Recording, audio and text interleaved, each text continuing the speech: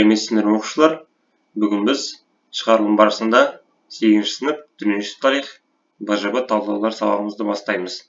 Тақырыбы 20-ші ғасырдың бірінші жартысында мәдениеттің даму ерекшеліктері қандай?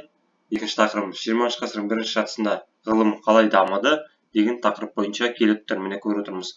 Оқу мақсаты, бағалау критерийлері, ойлау дағдылары, орындау уақыттары әдеттегідей беріліп тұр. Ендеше тасымалға көшейік. Бірінші тасымалымыз карталарды қарап төмендегі тасымаларды орындаңыз дейді. Міне көріп отырмыз. Бірінші тасымалда 3 сұрақ бар. Карталарда қандай тарихи уақиға көрсетілген? Көрсетілген тарихи уақиғада қандай тарихи тұлғалар маңызды рөл атқарады? Берілген тарихи уақиғаның салдары қандай? 2-ден кем емес салдарды жазыңыз дейді. Картаға назар аударып аламыз. Жақсы. Екінші сұрағымыз.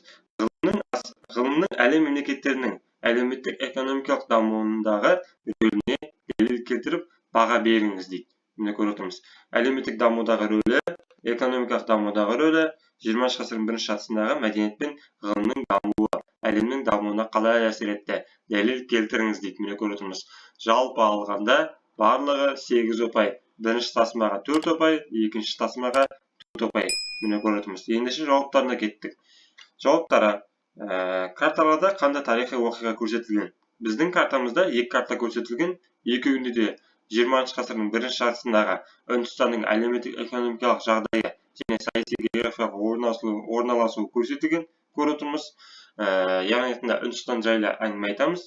Енді екінші сұрағымыз, көрсетілген тарихи уақиғада қандай тарихи тұлғалар маңызды рөл атқарады дейді. 20-ші ғасыр басында күш көрсетпеу қозғалысының жетекшісі әрі 30 қозғалысының басшысы, үнді саясаткері, қоғам қайраткері Махатма Ганди тарихта өз жерінің тәуелсіздігін қорғауға зор үлес қосқан тұлға болып есептеледі. Міне, яғни біздің тарихи тұлғамыз Махатма Ганди. Екінші сұрақта. Үшіншісі, берілген тарихи уақиғаның салдары қандай? 2-ден кем емес жазыңыз дейді. Біріншісі, 20-ші ғасырдың бірінші ширегінде Махатма Ганди бастаған үнді халқы ақыр соңында күш көрсетпеу әдісі арқылы үнді жерін билеп отырған британ ортақшылдық жүйесінің іргесін шайқалтты дейді. Бұл бірінші салдарымыз.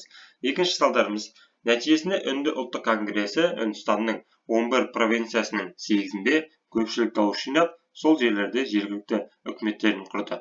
Бұл елдегі билікті қолға алу жолындағы өте ұтымды қадам болды. Міне балалар, біз толық бірінші тасыманы аяқтадық. Енді біз екінші тасымаға көшейік. Екінші тасымамыз. Әлеуметтік дамудағы рөлі. 20-ші ғасырдың 20-30 жылдары әлем елдері үшін ғылыми-техникалық дамуында өзгеріске толы кезең болды. Сонымен қатар атом ядросының қарқынды түрде дами түсуі, жаратылыстану ғылымдар, соның ішінде математика, физика, география салалары әлем елдері үшін маңызды рөл атқарды. Мәселен, француз физиктері Ирен и Фредерик Жоли Кюри алғаш рет жасанды жолмен атом ядросының ыдырау нәтижесінде радиоактивті изотоптарды ашты. Неміс ғалымы А. Эйген 1930 жылы генералдық міндеттерді, яғни кванттық механиканы пайдаланып, химиялық мәселелерді зерттейтін физиканы қалыптастырды. Міне, балалар, біз осымен әлеуметтік дамудағы рөлін аяқтадық. Енді экономикалық дамудағы рөліне тоқталамыз. 20-ші ғасырдың бірінші ширегінде әлем елдері, соның ішінде КСРО, ақш, Германия, Франция, Англия елдері ғылыми техниканың даму алдында тұрды. Бұл ғылыми-техникалық революция әлем елдерінде экономикалық тұрғыда оң өзгерістерге әкелді. Себебі жаңадан пайда болып жатқан ғылыми жаңалықтар әлем елдерінде жаңа техниканың пайда болуына әкелді. Сонымен қатар бұл техникалар әлем елдерінің арасында экономикалық байланысқа зор ықпал етті. Енді екінші тасымалымыздың үшінші сұрағы. 20-ші ғасырдың бірінші жартысында мәдениет пен ғылымның дамуы әлемнің дамуына қалай әсер етті дейді. 20-ші ғасырдың бірінші жартысында дүниежүзі ғалымдары тек ғылыми жаңалықтарда ғана емес, мәдениет жағынан да өзгерістер енгізді. Мәселен, радио, кезекті басылым газеттер, дыбыс жазу құралдары және тағы басқалар ғылыми техникалық өзгерістер жалпы адамзат баласының жұмыс уақытын аз да болсын қысқартып, адам баласының өз өміріне көңіл бөлуіне мүмкіншілік жасады. Жақсы, енді екінші тасыманың төртінші сұрағы. Дәлел келтіріңіз дейді. 20-ші ғасырдың басында мәдениет саласы өзгеріске толы кезең болды. Бейнелеу өнерінде модернизм, кубизм, экспрессионизм, абстракционизм, реализм бағыттары пайда болып, өмір шындығына қарай суреттеліп отырды. Сонымен қатар 20 ғасырда бұқаралық мәдениет бағыты қарқынды дами түсті. Енді кезекте адамдар теледидарларда, радиоларда жұмыс жүргізіп, жаңалықтарды басылымдарға шығарып отырды.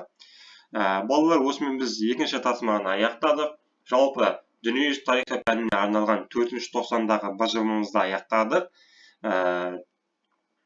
Оқушылар, сіздерге айтарым, егер сіздерге келесіде қандай БЖБ керек болады, комментарийге жаза қалдырыңыздар. Және де біздің сіздерге арнамыз ұнап жатса, лайк басып, комментарий қалдырыңыздар. Арнаға тіркеліңіздер.